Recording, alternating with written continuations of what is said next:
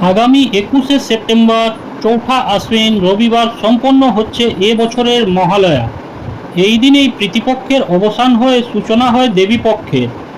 এই দিন থেকেই মা দুর্গা জাগ্রত হন। ফলে মহালয়ার এই দিনটি একটি অত্যন্ত গুরুত্বপূর্ণ দিন হিসেবে শাস্ত্রে গণ্য করা হয়। এর পাশাপাশি একই দিনই সম্পন্ন হচ্ছে বছরের দ্বিতীয় সূর্যগ্রহণ। মহালয়ার অমাবস্যা তিথিতে যদি সূর্যগ্রহণ সংঘটিত হয় তাহলে এক মহায়োগের সৃষ্টি হয়। আর এই মহায়োগিক করা যে কোনো শুভ কাজ হাজার গুণ ফলদায়ী হয়ে যায়। পাশাপাশি উল্টোটাও সত্য, অর্থাৎ এই মহালয়ার দিনে কিছু কিছু কাজ করা থেকে যেমন আমাদের বিরত থাকার কথা বলা হয়েছে, তার পাশাপাশি এই দিন এমন কিছু কিছু খাবার রয়েছে যেগুলি খাওয়া আমাদের একেবারে উচিত নয়। বন্ধুরা, আজ এই ভিডিওর মাধ্যমে আপনাদের সামনে আলোচনা করব যে সূর্যগ্রহণ এবং মহালয়ার সংযোগের দিন কোন কোন খাওয়ার আমাদের একেবারেই উচিত নয়, কোন কোন কাজগুলি এদিন বিরত থাকার কথা বলা হয়েছে এবং এই মনোযোগে কোন কোন কাজগুলি আমাদের সবথেকে শুভ ফলদায়ক হতে পারে।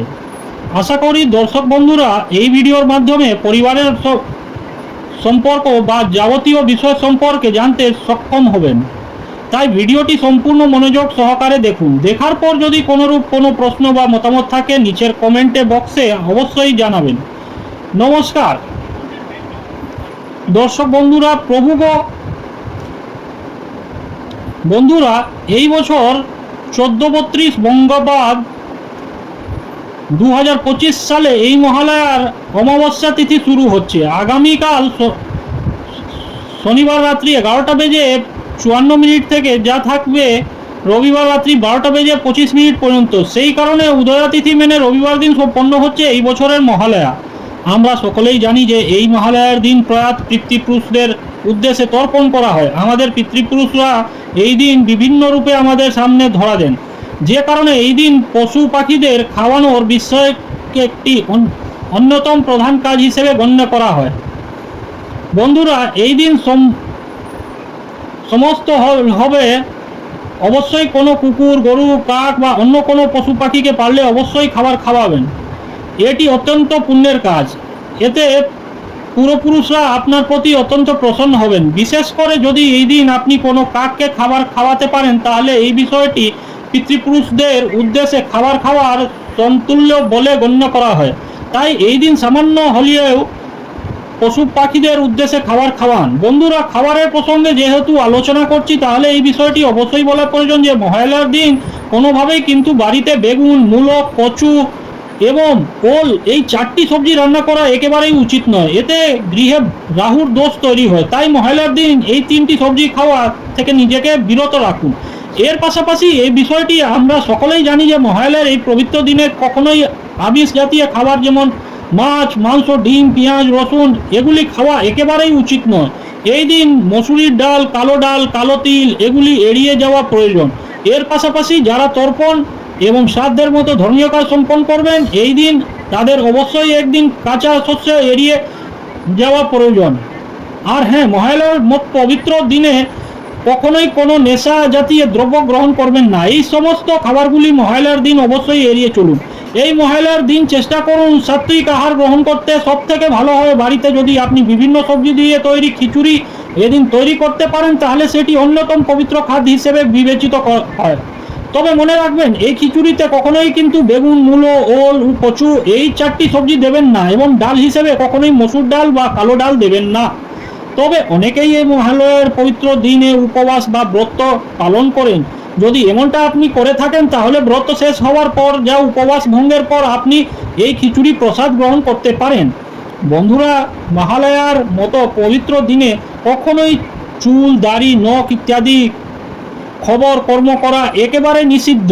এই দিন কোনোভাবেই এই সকল কাজ করবেন না। যদি চুল, নখ, দাড়ি এই সমস্ত কাটতেই হয় তাহলে মহালয়ার পরের দিন সোমবার থেকে শুক্রবারের মধ্যে এই যে 5 দিন এই 5 দিনে এই ক্রিয়াগুলি সম্পন্ন করুন। মনে রাখবেন মহাষষ্ঠী থেকে বিজয়া দশমী পর্যন্ত এই সকল দিনগুলোতে এই সকল কর্ম করা যায় না। তাই এর আগেই আপনি চুল, দাড়ি, নখ ইত্যাদি কেটে ফেলুন। বন্ধুরা, মহালয়ার দিনে বাড়িতে কখনোই কিন্তু পরিবারের সদস্যের মধ্যে বা অন্য কারোর সাথে ঝগড়া বিবাদ করার থেকে বিরত থাকুন। এই দিনটি শান্তি এবং ভক্তি দিয়ে পালন করা উচিত। এদিন কোনোভাবেই গুরুজন বয়স জ্যেষ্ঠ ব্যক্তিদের অপমান করবেন না, তাদের উদ্দেশ্যে কোনো প্রকার কটু কথা বা খারাপ কথা মুখে আনবেন না এবং বিশেষ করে এই দিন মহিলাদের কোনোভাবেই অপমান করবেন না। এই দিনে বরং গুরুজনদের সেবা করুন। আপনার যে বয়স জ্যেষ্ঠ তাদের পা ছুঁয়ে প্রণাম করে আশীর্বাদ গ্রহণ করুন। বিশেষ করে যদি আপনার বাবা মা বেঁচে থাকেন তাহলে অবশ্যই এদিন প্রণাম করে দিনটি শুরু করুন। আর যদি বাবা মা জীবিত না থাকে তাহলে তাদের উদ্দেশ্যে অবশ্যই তর্পণ করুন। বন্ধুরা, মহালয়ার দিনে কখনোই মিথ্যে কথাও বলা উচিত নয়। এদিন খাবার বা অন্য কোনো জিনিসের অপচয় করা থেকে বিরত থাকুন। মহালয়ার দিনে দান ধান্য করা বিধান রয়েছে, তাই অপচয়ের বদলে অভাবীদের সাহায্য করাই এই দিনের মূল উদ্দেশ্য হওয়া উচিত। এদিন বাড়ি ঘর দূর কখনোই কিন্তু অপরিষ্কার রাখা উচিত নয়।